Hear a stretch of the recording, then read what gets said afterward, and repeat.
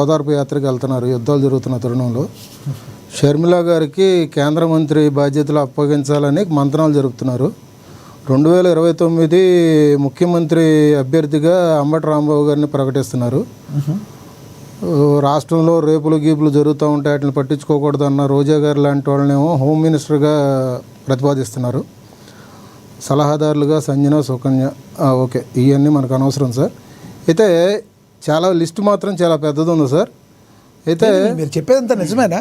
నిజమే. మీరు వ్యంగ్యంగా చెప్తున్నారు, నాకు అర్థం కాలేదు. లేదు ఆల్రెడీ జగన్ గారు అక్కడ వైనాడ్ 329 అంట, అక్కడ 329 ఎంపీ. జగన్ గారికి ఇరాన్కి సంబంధం ఏంటి సార్?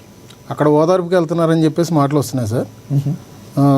ఇరాన్ అధ్యక్షుడిగా కూడా ఈసారి ఆయనే నిలబడతారని కూడా మాటలు వస్తున్నాయి. మీరు వ్యంగ్యంగా మాట్లాడుతున్నారని అర్థమైంది. సరే, వ్యంగ్యంగా మాట్లాడడం కదా సార్. మరి చంద్రబాబు నాయుడు గారిని ఉప ప్రధానిగా ఆలోచించడం, మరి లోకేష్ గారిని ముఖ్యమంత్రిగా ఆలోచించుకోవడం, ఇట్లాంటివన్నీ చూస్తూ ఉండంటే మరి ఇట్లాగా వ్యంగ్యంగానే అనిపిస్తాయి సార్. ఇప్పుడు లోకేష్ గారు ముఖ్యమంత్రి అంటే మీకు వ్యంగ్యంగా అనిపిస్తుండటంలో సీఎంగా మీరు ఓన్లీ ఇప్పుడు పవన్ గారిని చూడాలనుకుంటున్నారు. లోకేష్ గారు ముఖ్యమంత్రిగా ఓకేనా కదా? మీరు అది చెప్పండి. ఇట్లాంటి ప్రసారాలు వేయడానికి ఎంత తీసుకుంటారు నన్ను అడుగుతున్నా. అంటే ఇట్లాంటివన్నీ ఒక స్ట్రాటజీని క్రియేట్ చేసి ఇట్లాంటివన్నీ బయటికి రావడానికి ఎంత తీసుకుంటారు మీడియా ఛానల్స్?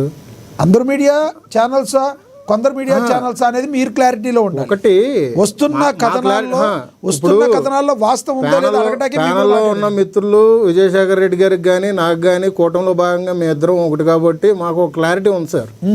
రేపు రానున్న రోజుల్లో ప్రభుత్వాన్ని ఏ విధంగా నడిపించాలి, అసలు పదవులే ముఖ్యం కాదు, మాకు ప్రజా సంక్షేమం ముఖ్యమని మేము ఏ విధంగా ముందుకెళ్తున్నాం అనే విషయం కూడా, ఒకవేళ మేము ఏదైనా డిబేట్లో పరస్పరం ఇట్లాగ పక్కపక్కన కూర్చున్నా కానీ మేము డిబేట్ నుంచి బయటకు వచ్చిన తర్వాత కూడా మేము ప్రస్తావించుకునే మాటలు కూడా ఇవే ఉంటాయి మాకు. కానీ ఇట్లాగా ఉప ప్రధానిగా నితీష్ గారు రాజ్యసభకి వెళ్ళిపోతున్నారు, అక్కడ ముఖ్యమంత్రిగా ఇచ్చేసారు. ఉప ప్రధానిగా లేకపోతే చంద్రబాబు నాయుడు గారు వస్తున్నారు, లోకేష్ గారు ముఖ్యమంత్రి అవుతున్నారంటే ఏం సార్ ఇది ఏమన్నా ఆటలాటలుగా అనుకుంటారో లేకపోతే మీడియా సృష్టి అంటారా? ఏదన్నా బలహీనమైన రాజకీయ శక్తి ఏదైనా మీడియాతో మాట్లాడిస్తుంది ఒక సెక్షన్ ఆఫ్ మీడియా మీరు అంటారా? ఇప్పుడు ఇంత డిబేట్ పెట్టుకున్నాం, ఇది వాస్తవం అయితే నేను చెప్పినవి కూడా మీరు పరిగణలోకి తీసుకోవాలి సార్. కేఏ పాల్ గారు ప్రపంచ శాంతి దూత అని చెప్పేసి మీరు రాయాలి. కేఏ పాల్ గారు, అంబటి రాంబాబు గారు 2029 ముఖ్యమంత్రి అభ్యర్థి అని చెప్పేసి మీరు రాయాలి. రోజా గారు హోమ్ మినిస్టర్ అని అయితే కంపల్సరీ రాస్తాం. సరే, అదే మీరు అవ్వకుండా ఎలా రాస్తాం? అందరూ ఇది నిజమని నమ్ముతున్నప్పుడు నేను చెప్పినవి కూడా మీరు నిజాలని చెప్పేసి రాసుకోవాలి సార్. నేను కూడా నా దగ్గరకు వచ్చిన బ్రేకింగ్ న్యూస్ కాబట్టి నేను కూడా చెప్తున్నాను. డిబేట్లో లైవే కదా జరిగేది. ఓకే, సో మనం ఇట్లాంటివన్నీ ఆలోచించుకున్న కన్నా ముందు ఇవాళ శాసనసభ జరిగింది. శాసనసభలో ఎందుకు రాలేదు వీళ్ళు? ఇప్పుడు వరకు ప్రశ్నిస్తాను, పోరాడతాం అన్న వ్యక్తులు ఇప్పుడు వరకు ఇటువంటి స్ట్రాటజీలు ఎందుకు తీసుకొస్తున్నారు? లేదంటే కుల వివక్ష అనేది ఒకటి రాష్ట్రంలో తీవ్రంగా ఈ మధ్యకాలంలో ఇటువంటి స్ట్రాటజీలు తీసుకొస్తున్నారంటే ఎవరు తీసుకొస్తున్నారు మీ అభిప్రాయం? వైసీపీ వాళ్ళు తీసుకొస్తున్నారు కదా సార్. 100% పక్కా. ఓకే, పక్కా.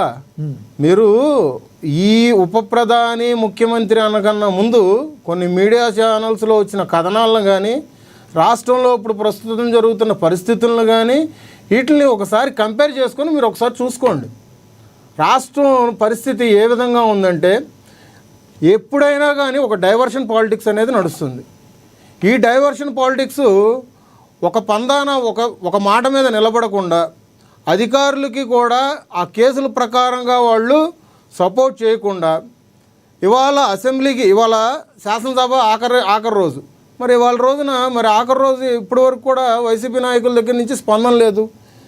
ఇప్పుడు 11 నియోజకవర్గాలకు సంబంధించి ఏ డెవలప్మెంట్ జరుగుతుంది అంటే కనుక పొంగనూరు కానీ పాడేరు కానీ మొత్తం చర్చించుకుందామంటే నేను రెడీగా ఉంది, నా దగ్గర డేటా ఉంది. మోహన్ రెడ్డి గారితో కూర్చొని ఈ డిబేట్లో నేను చర్చించడానికి ఉన్నాను.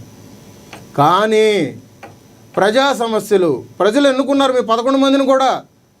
మీరు పార్టీ విధానాల పట్ల కానీ పార్టీ అధ్యక్షుడు చెప్పాడని కాకుండా కానీ మిమ్మల్ని ఎన్నుకున్న ప్రజల కోసము, నియోజకవర్గం కోసము, రేపొద్దున్న భవిష్యత్తు కార్యాచరణ అభివృద్ధి పనుల్లో భాగంగా ప్రశ్నించడానికి అసెంబ్లీకి రాకుండా మీరు తీసుకున్న నిర్ణయాలేంటి?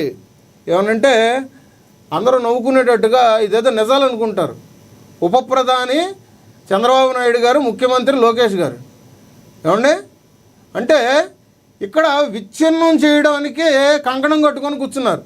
ఇందాక విజయసాగర్ రెడ్డి గారు చెప్పినట్టుగా నేను అగ్రి. ఎందుకంటే రాష్ట్రంలో రఘురామకృష్ణరాజు గారి మీద దాడి చేసినప్పుడు పోలీస్ ఆఫీసర్గా ఉన్నటువంటి సునీల్ కుమార్ గారు ఒక సభావేదికగా మాట అన్నాడు, దళితులు కాపులు కలిస్తే రాజ్యాధికారి సిద్ధము, కాపులు సీఎంలు అయితే లేదంటే దళితులు ఉప ముఖ్యమంత్రిగా తీసుకోవాలంటే. ఇంకో పార్టీ అధ్యక్షుడు ఉంటాడు, ఆయన గురించి నేను మాట్లాడను. మొన్న బీసీ సమావేశాలు పెట్టి అంగరంగ వైభవంగా చేసి తుస్సు అనిపించాడు ఆయన బీసీలు కాపులు కలిసి వెళ్ళాలంటారు. ఇవాళ రోజున కూటమిలో అటు కమ్మవారు ఇటు కాపువారు, కాపు కాస్తుంది కమ్మవారికి అని చెప్పేసి ఎక్కడ చూసినా కానీ నవ్వుతూ అపహాస్యం చేస్తున్నారు. ఒకటి గుర్తుపెట్టుకోవాలి, రాష్ట్ర ప్రజలకు కానీ రాష్ట్రంలో ఇంతకుముందు ప్రభుత్వం చేసిన అరాచకాలు కానీ దృష్టిలో పెట్టుకొని 164 సీట్లు ఇచ్చింది. చంద్రబాబు నాయుడు గారు ఉప ప్రధాని అవుతారనో, లోకేష్ గారు ముఖ్యమంత్రి అవుతారనో, పవన్ కళ్యాణ్ గారు ఇవాళ డిప్యూటీ సీఎంగా ఉన్నారనో కాదు.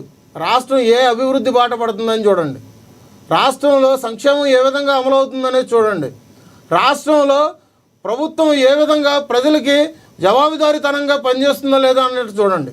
అంతేగాని కాపులను విచ్ఛిన్నం చేయాలి, కాపుల్ని కమ్మల్లో విడదీస్తే రాష్ట్రంలో 25% ఉన్న కాపులు మన భుజాల మీద మనం మోసుకొని రేపొద్దున్న మళ్ళీ మనం ప్రభుత్వం ఏర్పాటు చేసి దోచుకుందాం అన్న ఆలోచన నుంచి బయటపడితే పాత చింతకాయ పచ్చడిలాగా ఎప్పుడూ కూడా జగన్మోహన్ రెడ్డి గారు ఒకటే ఆలోచన పెట్టుకున్నారు, విభజించు పాలించులాగా. ఆ కాంగ్రెస్ స్ట్రాటజీనే ఇప్పటికి కూడా అదే ఇచ్చేస్తున్నారు. కొత్తవి ప్రశాంత్ కిషోర్ లాంటి వ్యక్తి మీకు సలహాదారుడుగా ఉన్నా కానీ ఇవాళ వరకు కూడా ఆయన నుంచి మీరు దూరం అయిపోయిన తర్వాత కూడా కొత్త ఆలోచనలు తెచ్చుకోవట్ల.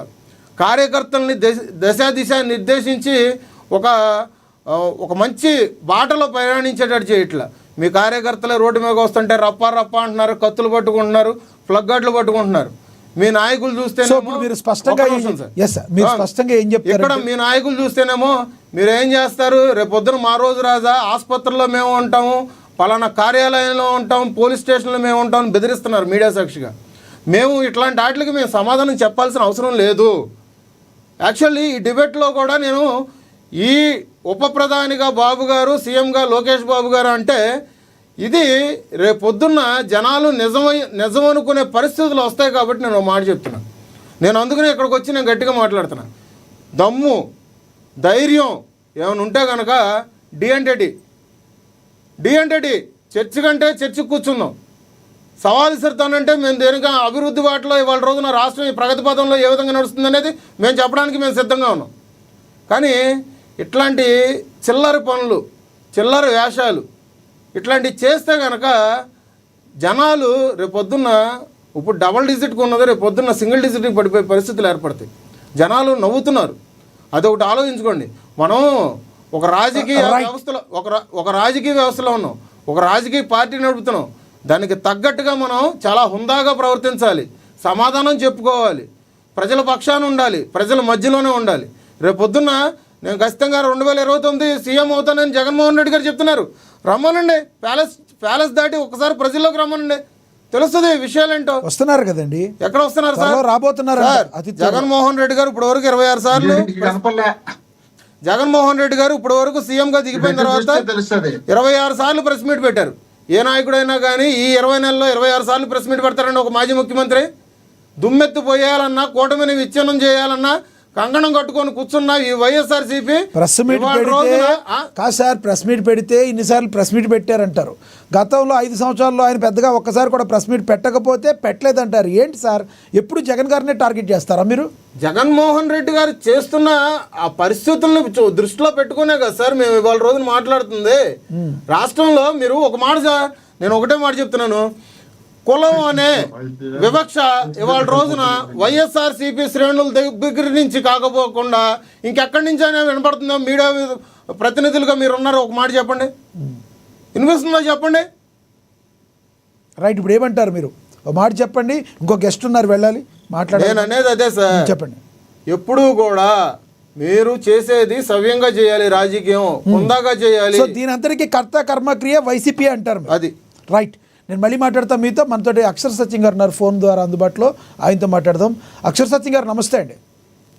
సార్ నమస్కారం సార్, మీకు ప్యానల్లో ఉన్న పెద్దలందరూ కూడా నమస్కారం సార్. అక్షర సత్యం గారు, మన టాపిక్ తెలిసి ఈరోజు జరుగుతున్న ఒక సెక్షన్ ఆఫ్ మీడియానేమో బాబు గారు ఉప ప్రధాని, లోకేష్ గారు సీఎం అని మాట్లాడుతున్నారు. ఇంకో సెక్షన్ ఆఫ్ మీడియానేమో లేదు ఇదంతా అంబటి రాంబాబు ఆధ్వర్యంలో 2 కులాల మధ్య కుంపటి పెడతానికి పెద్ద హైడ్రా మారుతుందని ఇంకో సెక్షన్ ఆఫ్ మీడియా అంటూనే